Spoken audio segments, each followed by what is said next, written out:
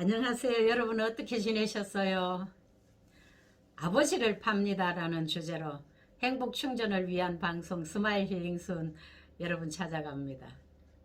아버지를 판다는 신문 광고가 나왔습니다. 고아로 자라서 하도 부모의 사랑이 그리운 젊은이가 아버지 한 분은 내가 모실 수 있겠다는 마음으로 아버지를 사러 갔습니다. 그 아버지는 많은 재산의 일부를 자식에게 넘겨주고 불효하는 자식 때문에 괴로워하며 사시는 분이셨습니다. 그래서 누구든지 나를 사가겠다고 하는 착한 사람이 나타나면 남은 전 재산을 물려주겠다는 마음으로 광고를 냈던 것입니다. 아버지를 사러 갔던 고아로 자란 젊은이는 아버지만 생긴 것이 아니라 많은 재물까지 얻게 된 효에 관한 이야기입니다. 성경은 내 부모를 공경하라고 가르칩니다. 부모에게 가장 큰 효도가 무엇일까요? 자식이 부모에 근심되지 않고 잘 살아가는 것이 아닐까요? 물론 용돈도 많이 주고 생활비가 부족하면 생활비도 지원해주면 좋지요.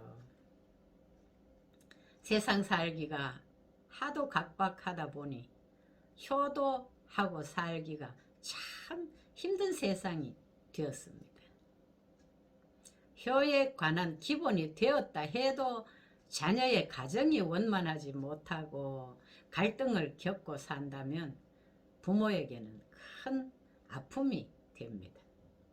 부모가 행복한 노후를 보내기 위해서는 자녀의 가정이 행복해야 합니다.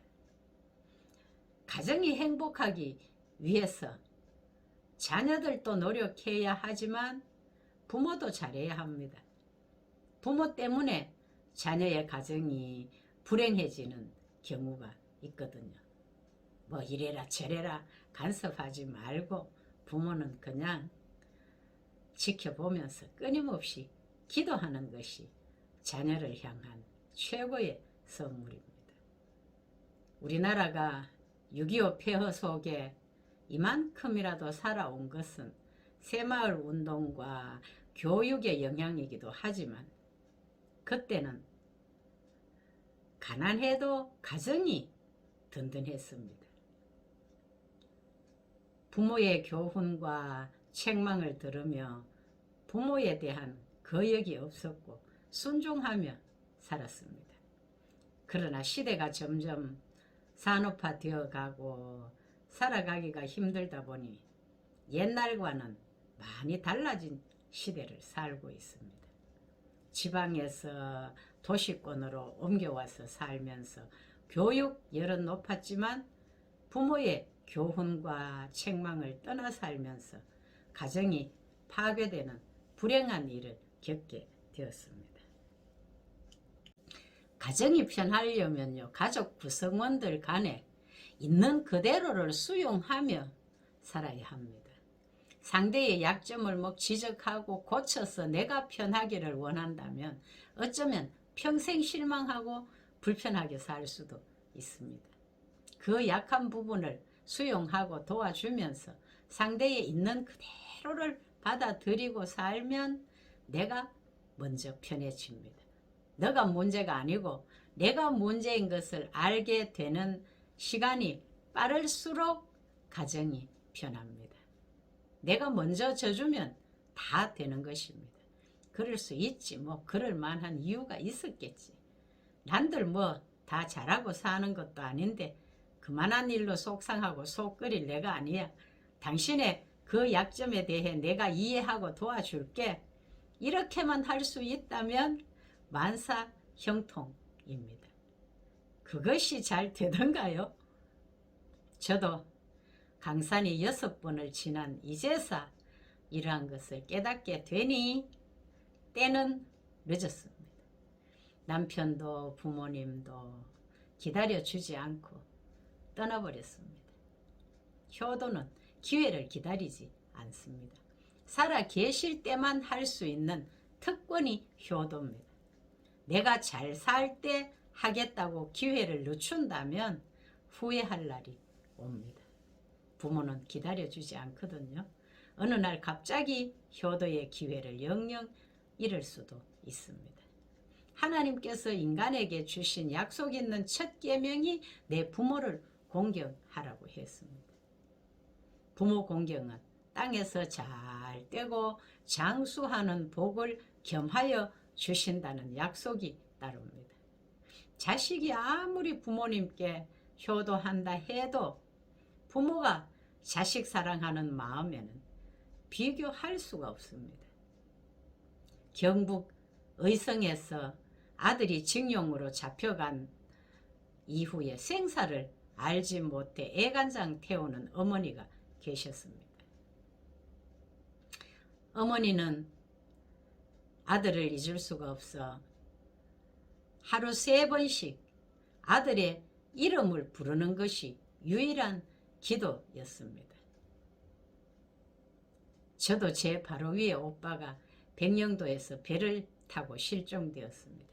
그 소식을 들은 이후 제 아버지가 날마다 술을 드시고 오빠 이름을 수없이 부르며 곡기를 끊고 막걸리로만 연명하시다가 돌아가셨습니다. 그런데 의성의 이 집 아들은 해방이 되고 무사히 어머니 품으로 돌아왔습니다. 돌아온 아들은 자신이 겪은 기적 같은 이야기를 했습니다. 어느 날 새벽에 탄광객 내에서 일을 하는데 어머니가 자꾸 자기를 부르더래요. 환청인가 하여 무시했는데 계속해서 들리는 것이 하도 이상하여 혹시나 하여 밖으로 나오는 순간 탄광의 갱이 무너져서 갱 내에 있던 사람들이 다 죽었습니다. 그러나 어머니가 부르는 소리를 듣고 밖에 나왔던 자식은 살아 나왔다는 것입니다. 지성이면 감천이란 말처럼 어머니의 이런 자식 사랑은 하늘도 감동한 것입니다. 어버이날이 되면 부르는 노래가 있습니다. 이 곡을 작곡한 이흥열 작가는 음악에 남다른 재능이 많은 청년이었습니다. 일본 유학을 하면서 피아노 없이는 음악 공부를 도저히 더 이상 할 수 없는 벽에 부딪혀 유학기를 접고 돌아오려고 어머님께 편지를 보냈습니다.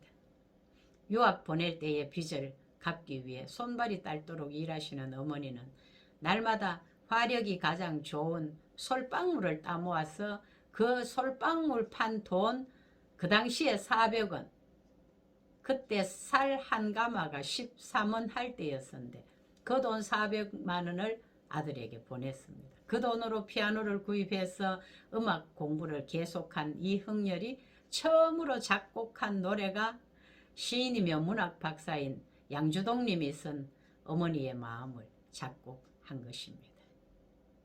이 어머니의 마음,